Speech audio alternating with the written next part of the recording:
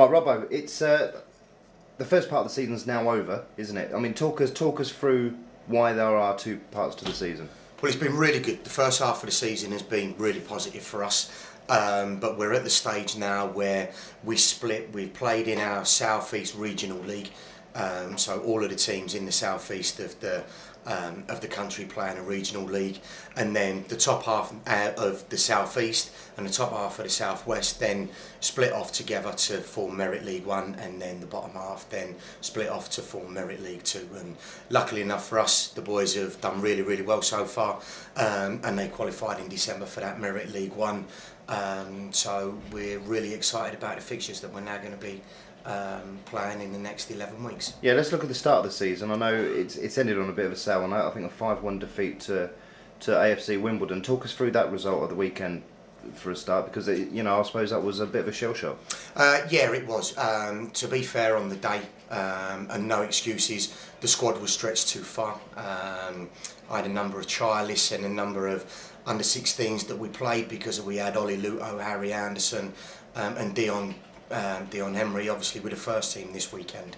So I would turn that around straight away onto the positive, because we're about developing players and pushing them onto the first team. So, but it spreads you thin. It does. It did spread us very thin, and also with 4 other injuries,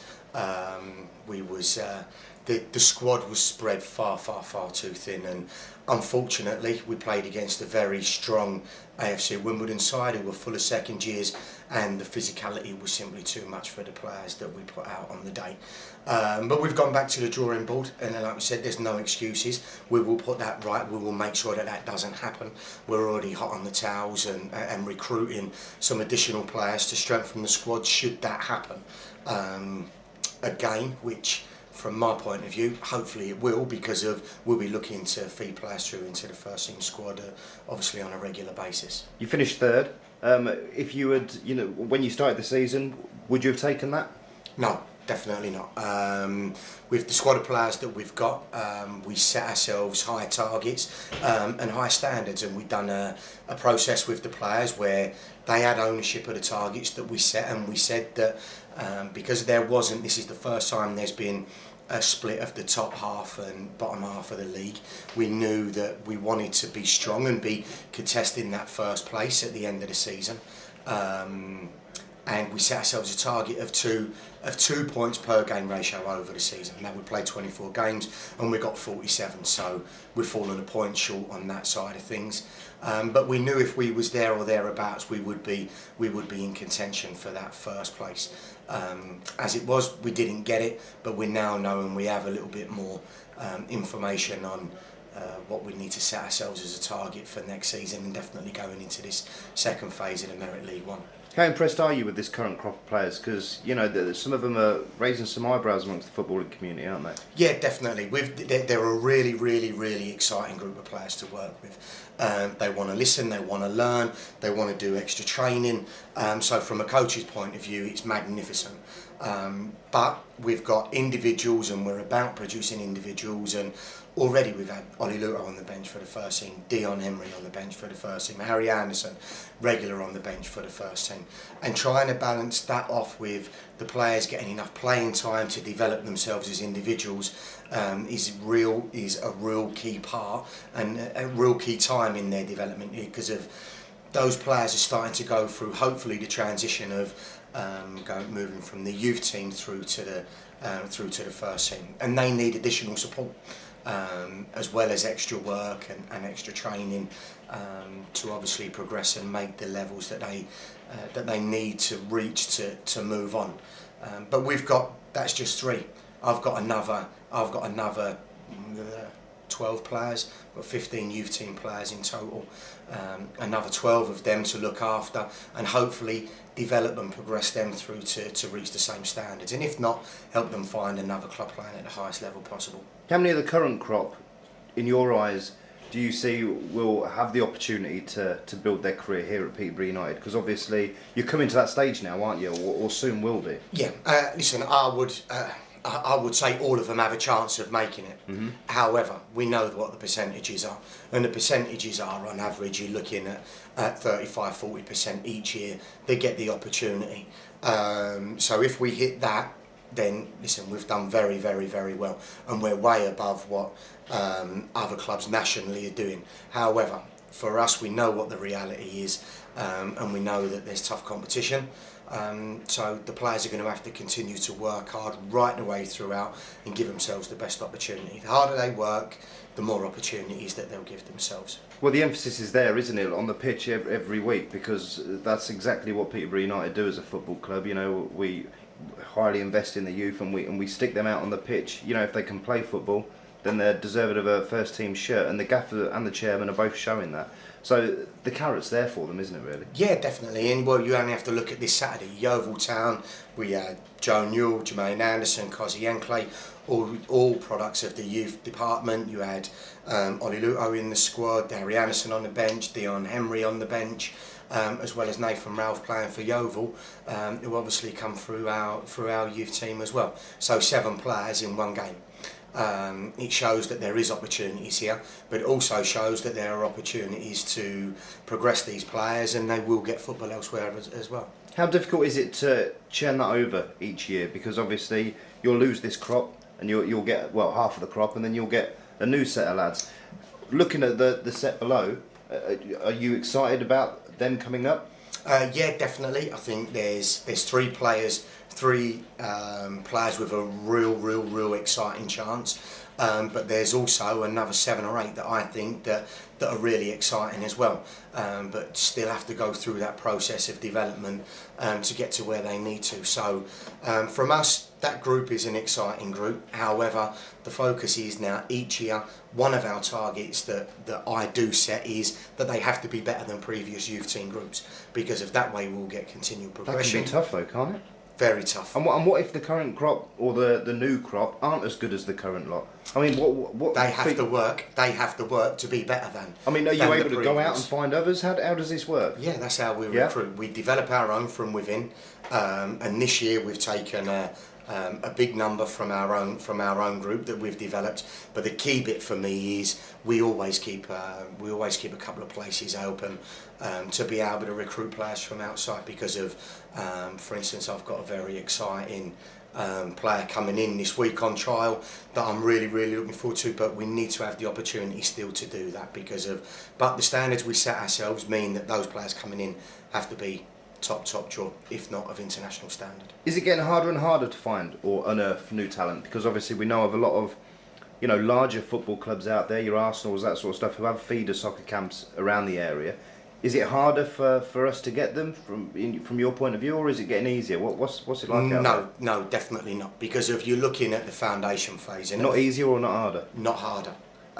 Because of by doing our job right and sticking to our philosophy and how we work in the younger age groups, quite simply the players are developing. We're not recruiting players in because they're at the final phases where we're working on them technically, we're working on forming good habits with them. So at those younger age groups, we feel our 9s, 10s, 11s, 12s are very strong. Obviously there's feeder soccer schools, feeder development centres, there's recruitment going on all over. So at that age we focus on the development of our players opposed to recruitment of them, and that has a knock-on effect. And the players now coming through in this current batch were the very first group of under-9s, which I took in and I coached as under-9s. So I've known them for a number of years, and we've developed them through. So I do know that if we are recruiting players from outside, the standard and the expectations of where they're going to need to be to impact on that group, and also challenge it to improve it and make it better, because that's what we're about. How are you enjoying your role at the moment? Because obviously that's increased tenfold, isn't it? I mean, you're not just the youth team manager, you're the academy director.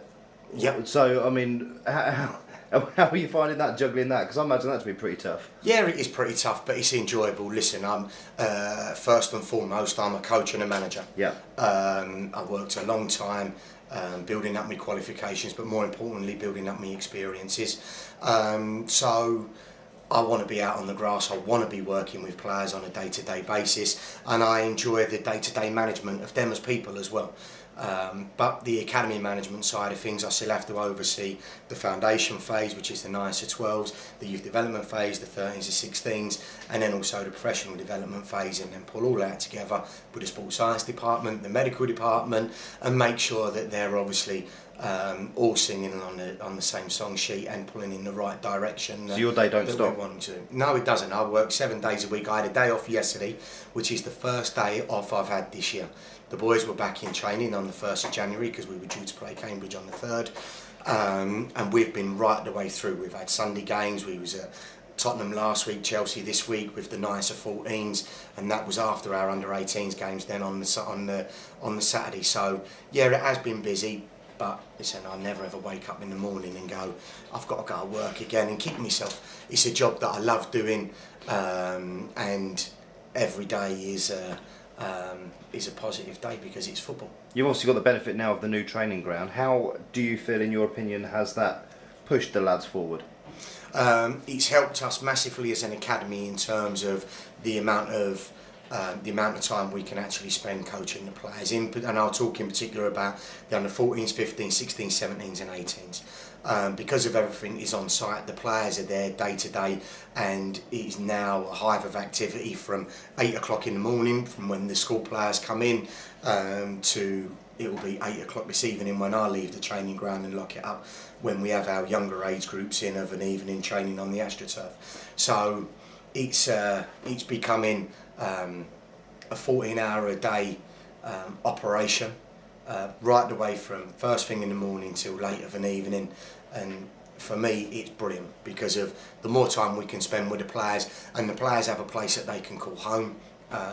It can only improve us, definitely in terms of the long-term strategy of developing players. Looking now at the second half of the season then, how are you planning on that to go? Listen, knowing you'll say, well, listen, I want to finish top, blah, blah, blah, but I mean, for those that don't know who's in that league out there, I mean, what teams are there that we could face and who are the most dangerous? Well, our first 4 games, our opening 4 games this month are really exciting. We'll be playing Bournemouth this Saturday, who top the South West League, followed by Barnet, who top the South East League. MK Dons and Luton also finished in the top 4 with us. We finished 3rd. So our first 4 games will be Toughies. Top games. But that will be a real benchmark for us to really kind of lay down our intentions and what we're going to do. And I have to say, I fully, wholeheartedly believe in our players and think that we're going to have a real go at it. We'll stick to our targets of 2 points per game as an average across the 11 games that we're now going to play. We'll definitely be looking to outscore ourselves. In the last cycle we were scoring 2.9 goals on average per game, so we was being much more attacking and flamboyant in our play, and that's definitely something that I want to continue into this new Merit League. For those out there that don't know, all your matches highlights are up on our official YouTube channel. That's coming this season. How important do you feel finally that has been for yourself and for the youth team to have those highlights out there for the fans to watch? Well, definitely, it's good for the players. But as you know, we have a performance analyst, Cole Pope, who does a magnificent job for us. After all of the games, as a coach and a manager, I get the highlights. I get all of the player clips. We then break down, because of the focus for us is what we work on in training that week is then clipped out. And we then go through that with the players. So if our focus is on switching play, then we'll have an emphasis on that in what we do. If it's our forward runs from midfield, then Popey will clip that out for me and add that into the presentation, as well as all of our crosses, shots on goal, etc., which I asked for. So we have all of that broken down, and that forms our match analysis, but also our performance analysis, because I can then refer back to that, and on a Monday or a Tuesday we have a meeting with the players and we show them the examples of good practice, what they done, because I think we can learn a lot from the positive things that we do, and then if there are any individual bits in relation to the player, then we go through that with them on a one-to-one basis. So it's massive, but also I think it's important that that the fans, the supporters engage with the youth team, and they get an opportunity to see some of the great bits of play, some of the great goals that they've scored this year. I mean, we've scored 62 goals in 24 games. I'm over the moon with the lads in what they're doing in terms of that side of things. So I think it's a good way for the club, the community and the supporters to see the youth team in action as well, good and bad.